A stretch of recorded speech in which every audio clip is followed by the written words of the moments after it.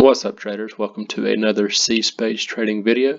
As always, welcome my subscribers, and also what's up to all my new subscribers, guys. I really appreciate the follow along. Yesterday I did a analysis on Facebook after a huge drop, after some negative news.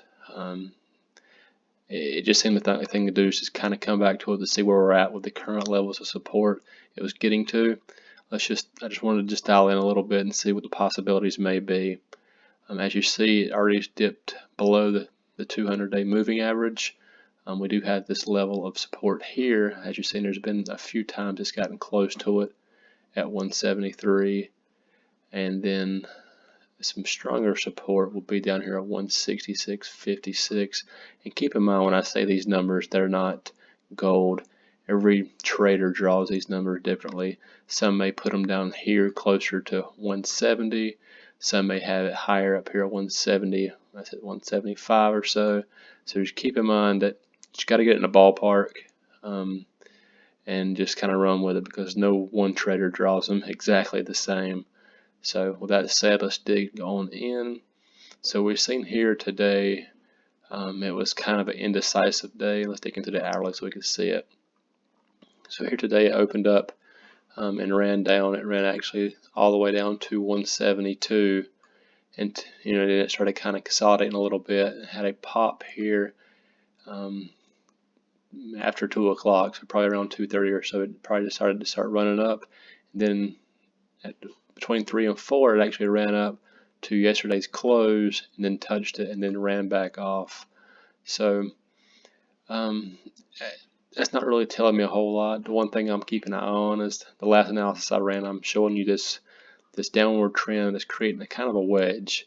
So we're watching this wedge here, and I'm definitely not getting in until we pop this wedge, because this thing could potentially run up and touch this line again, and then turn around and run all the way back down to 166. And that's why I've got this line all the way continued, and we're going to see this thing bounce. And if this line does not hold, there is another line down here that I would imagine, if it does bottom out anymore, will be the very bottom. As if you look at the past, starting at the beginning of 2017, it came up, you had a huge pivot point here in April, and so this is the current bottom of this channel. I don't think it's gonna get down there. I'm kind of skeptical if you ever see 166. However, I'm not getting in until you have some type of confirmation. Just don't get in just to get in. Wait until you see this thing turn. Don't ever fight a trend. Right now we have a downtrend. Don't try to catch that falling knife and call it perfectly at the bottom just so you could say you caught it at the bottom. Because if you say you got in here and you think it's bouncing, you think you're good, and before you know it, you're down 5, 6, 7 points per share. So as always, wait for a confirmation, and currently my confirmation is waiting for this thing to break above this hourly mark of this, over this line. Once it gets over this line, you want to wait another hour for it to confirm, maybe even wait for it to pop and then pull back, test this line, and then maybe once it starts reversing again off this line, that's when you want to get in. There's been a lot of false breakouts. You don't want to be stuck on one of those either, so be cautious when getting in and find a good entry point.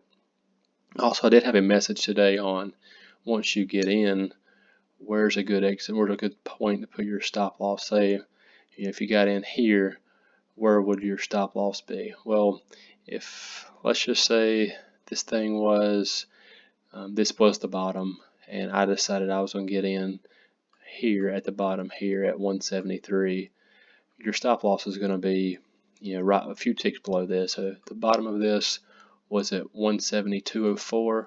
What I would probably do is set that stop loss probably around 171 or so.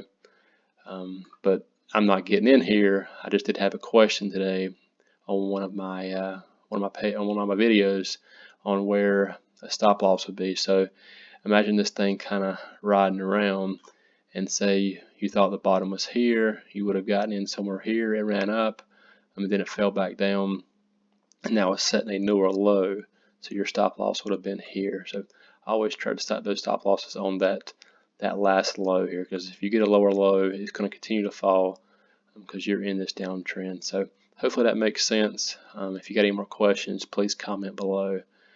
But as far as where I think Facebook may be going, looking at the daily, we did get this indecisive candle here. Got the wedge blooming or coming along. You're sitting on some resistance. It's still too early to tell. Let's look at the weeklies if it tells us anything differently. Yeah, you had a hammer a couple weeks ago. You had a shooting star last week, and you have a strong red confirming this.